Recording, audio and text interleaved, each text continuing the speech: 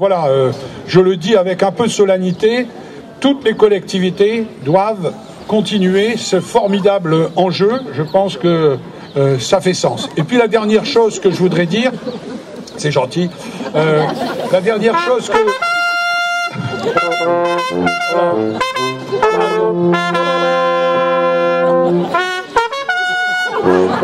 Voilà. La dernière chose que je voudrais dire, c'est à propos de pourquoi, après tout, on dépense de l'argent sur cet ensemble-là. Parce que ça mérite question. Est-ce que c'est parce que Gaudin a accompli une œuvre extraordinaire pour les anciens familistériens, je regarde M. Pat, etc. Ça pourrait être suffisant, mais ça serait de la nostalgie. Ça n'a pas de sens. Ça n'a pas de sens. Il y a un autre sens, c'est-à-dire c'est d'essayer d'éclairer demain en regardant ce qu'un grand capitaine d'industrie, par ailleurs socialiste utopique, a essayé de faire ici. Et quand on voit la société telle qu'on la voit tous les jours, regardez ce qui se passe en Grèce, regardez le délabrement, la dénaturation du capitalisme lui-même, qui ne sait même plus où il va. Regardez ce que fait la plus grande banque d'affaires au niveau international, Goldman Sachs, qui arrive à spéculer, bien évidemment, sur les déficits des États pour se faire du fric.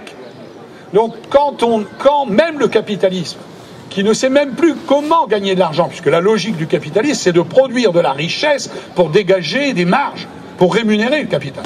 Maintenant, on gagne de l'argent en faisant s'effondrer des États ou en faisant s'effondrer des économies, puisqu'on peut spéculer à la baisse. Les mêmes qui, bien évidemment, prêtent de l'argent à ces États, je veux dire, c'est ahurissant. Donc ici, ça a un sens, parce que d'un seul coup, la politique du capitalisme, la production de la richesse, parce que Gaudin produit de la richesse, mais l'affectation de la richesse produite au réinvestissement pour améliorer, bien évidemment, la recherche, le développement des entreprises, et donc de son entreprise, mais aussi pour donner les équivalents de la richesse, c'est-à-dire de ne pas toujours dire aux salariés « vous avez votre salaire et vous vous débrouillez pour le reste ». Tout ça, aujourd'hui, vous savez bien, gauche comme droite d'ailleurs, beaucoup de gens sont en l'air au niveau international. Beaucoup de gens sont perdus.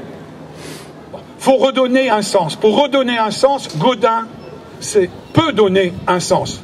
Redonner des points de vue, des lignes directrices pour corriger fondamentalement les bases de la réaffectation de la plus-value, de la valeur ajoutée. Ça, c'est quelque chose qui a un sens ici. Et la deuxième chose qu'il faut dire, c'est la crise de la ville. Dans toutes les villes du monde, et y compris dans nos villes. C'est pour ça qu'autant d'architectes, de chefs d'entreprise, etc., sont quand même interpellés par Gaudin. On a une vraie crise de la ville, puisqu'il y a des machines à habiter, comme il y en a une ici, et puis, très loin, il y a le lieu de travail. Très loin, il y a les déplacements, il y a les loisirs, etc., etc. Donc, Gaudin, lui, il a voulu inventer un tout. Bien évidemment, on ne va pas reproduire ce type de choses. N'en demeure pas moins que pouvoir payer une partie de l'éducation, une partie de la culture, une partie, bien évidemment, des formations, ça a un sens. Pouvoir former les gens toute leur vie durant, ça a un sens. Et je pense que Gaudin, c'est pas seulement le système du capital et du travail, c'est aussi une vraie réflexion sur la nature de l'habitat, sur la manière de vivre ensemble, sur les coursives, la manière de se déplacer, la manière de faire la fête ensemble. Tout ça, voilà, c'est une unité. Et je pense que, bien sûr, il faut avoir une vision critique de Gaudin. Il n'est pas question de dire que Gaudin et les gaudinistes ne se sont pas trompés. Il n'en demeure pas moins que pour éclairer aujourd'hui, et surtout le demain immédiat, on a besoin d'avoir des références. Et ici, c'est peut-être un des plus beaux endroits de France pour éclairer demain.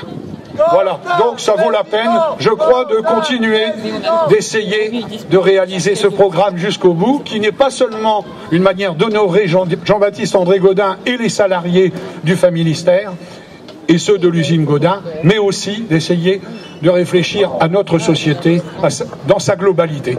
Voilà, c'est le pari que nous menons à quelques-uns, et en remerciant Yves, bien entendu Claude, l'État, l'Europe qui nous accompagne dans cette démarche. Voilà, merci à toutes et à tous, et puis faites qu'en tout cas on puisse continuer cette aventure. Merci.